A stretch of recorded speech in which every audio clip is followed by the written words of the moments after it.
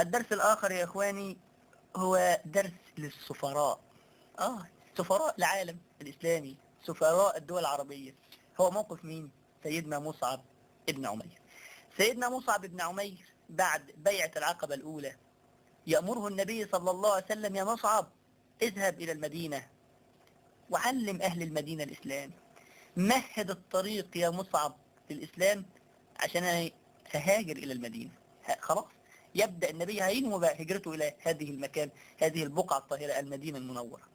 يروح سيدنا مصعب وكان أول سفير في الإسلام، وعارفين مواقفه. أول ما يعني ينزل على سيدنا سعد بن زرارة، ثم يأتيه سيدنا سعد بن معاذ وسيدنا أسيد بن حضير، ويتحدث معهم بلغة الداعية المثقف، الداعية الذي تعلم في بيت النبي صلى الله عليه وسلم وتعلم في مدرسة النبي صلى الله عليه وسلم، سيدنا مصعب.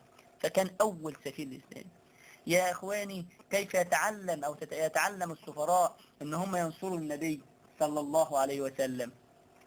كيف يتعلم السفراء اللي هم كيف يمهدوا الطريق للإسلام في المكان اللي هناك بالحكمة؟